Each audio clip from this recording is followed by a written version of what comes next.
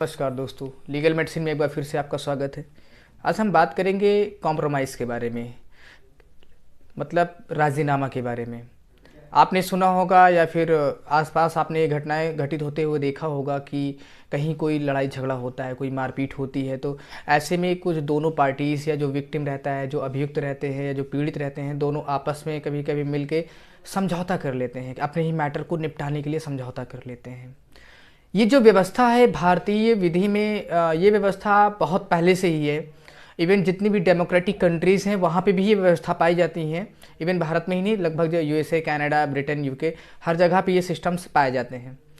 तो सरकार का उद्देश्य या संविधान का उद्देश्य ये होता है कि किसी भी मैटर्स को हम कितने हल्के तरीके से, कितने जल्दी से, कितने अच्छे ढंग से किसी भी मैटर को ख़त्म कर दे। यही हमारे जुडिशरी का एक सिस्टम है कि हम किसी भी मैटर को ज़्यादा लंबित ना रखें। तो उसी सिलसिले में एक कड़ी ये भी बनाई गई है कॉम्प्रोमाइज़ का।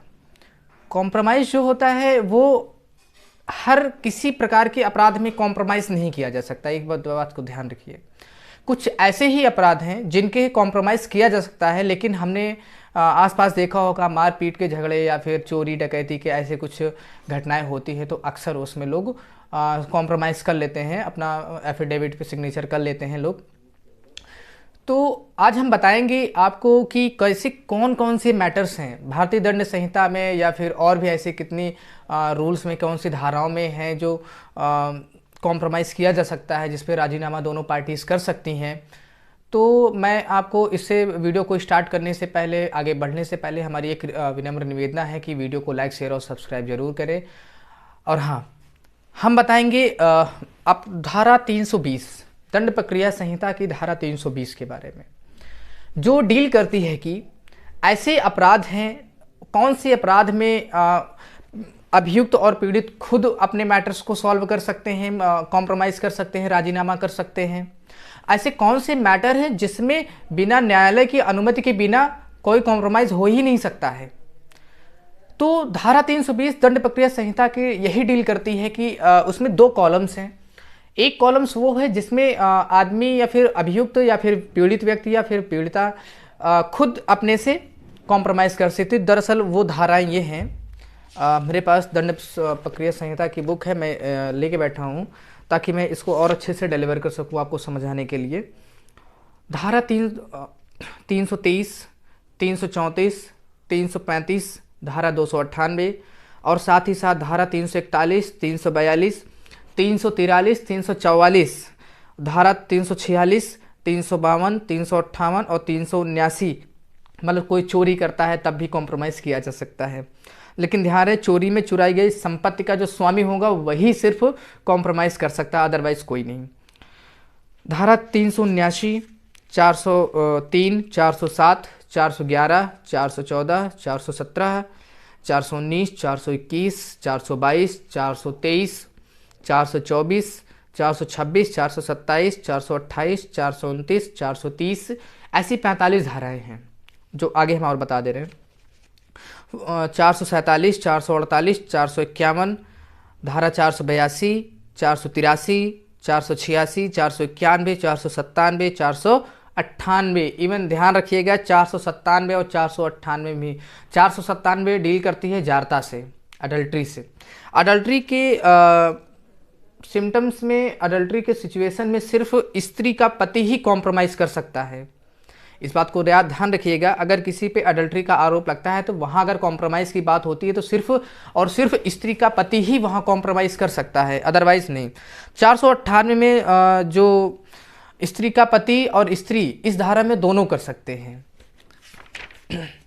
धारा 500, धारा 501, 502, 504, 506 और 508, ये धाराएं वे धाराएं हैं जिसमें कोई भी व्यक्ति, चाहे पीड़ित हो चाहे अभियुक्त हो, दोनों ही आपस में समझौते के आधार पर अपने आपराधिक मुकदमों को खत्म कर सकता है।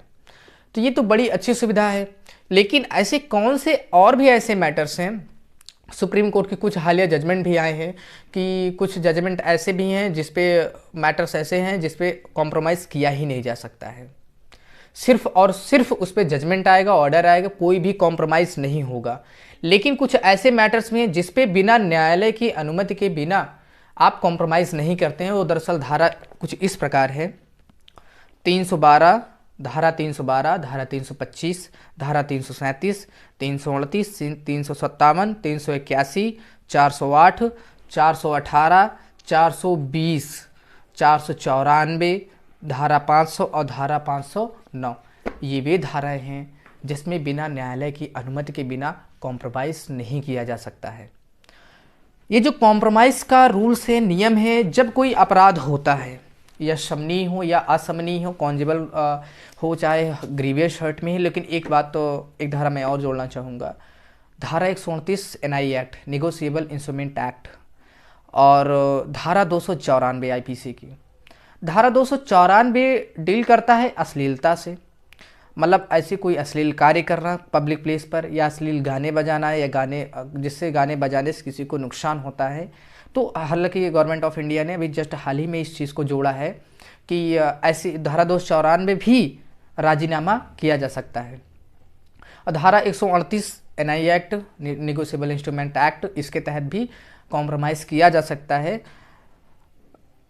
और इसमें एक धारा आती है, जैसे गर्भपात कारित करना है, तो इस मामले में, इस सिचुएशन से बिना न्यायालय की अनुमति, जो धारा 312 डील करती है कि ऐसे मामले में बिना न्यायालय की अनुमति के बिना कोई भी महिला या कोई भी पुरुष जबरन या आपसी सहमति से भी, इवन आपसी सहमति से भी गर्भपात नहीं करवा सकता है। आपने देखा होगा हॉस्पिटल में जाते होंगे तो इसका एक बढ़िया सा प्रिकॉशन भी लगा रहता है, एक बोर्ड लगा रहता है, साइन बोर्ड, जिस पर लिखा होता है गर्भपात कराना एक दंडनीय अपराध है, जिसमें सजा और जुर्माना दोनों का निर्धारण किया गया है। तो इस सिनेरियो को देखते हुए एक चीज़ समझ में आती है कि जो राजीनामा है, जो कॉम्प्रोमाइज़ है, ये काफ़ी अच्छे से इसका विस्तार होना चाहिए। क्योंकि लोग आपस में कभी कभी होता है कि लड़ाइयाँ कर लेते हैं, तो एक टशन में आ जाते हैं, लोग समझौता नहीं करते। आप देखे होंगे कि जुडिशरी सिस्टम पे कितना बर्डन है अभी भी। तो इन सबको देखते हुए लोग कॉम्प्रोमाइज़ की ओर ज़्यादा भाग भी रहे हैं, ज़्यादा तवज्जो दे रहे हैं कि चलो 1, 2 साल, 3 साल मैटर, ऐसे आपराधिक मामले 4, 5 साल, 10 साल खिंच जाते हैं। तो ऐसा होना नहीं चाहिए फिलहाल आपराधिक मामलों को खींचना। सिविल मैटर्स तो लगभग चले जाते हैं, लेकिन आपराधिक मामलों में अगर ऐसा पीढ़ियाँ निकल जाएंगी उसको ट्रायल चलते चलते, तो फिर न्याय मिलना बड़ा मुश्किल हो जाएगा। तो जैसा कभी कभी आवाज़ उठती भी है कि न्याय में देरी ही अन्याय है, जस्टिस डिले जस्टिस डिनाइड, ये बेहतरीन एक फार्मूला है, इस बारे में कहते हैं। तो बिल्कुल हमें ध्यान देना होगा, सिस्टम को भी ध्यान देना होगा, जैसा कि धीरे धीरे प्रोग्रेसिव हो रहा है अभी की केंद्र सरकार ने धारा 294 में जैसे जोड़ दिया है, तो ऐसे मामलों में भी राजीनामा किया जा सकता है। तो इस वीडियो का उद्देश्य हमारा ये था कि आपको ये पता चले, हमारे माध्यम से या हमारे YouTube चैनल के माध्यम से आपको पता चले कि ऐसे कौन से मैटर्स हैं जिसका हम राजीनामा कर सकते हैं, ऐसे कौन से मैटर्स हैं जिस पे हम कॉम्प्रोमाइज़ कर सकते हैं। तो मुझे लगता है कि आपको ये वीडियो ज़रूर समझ में आया होगा। मैं सरल से सरल सी भाषा में बताने का प्रयास करता हूँ, जैसा कि मेरी हमें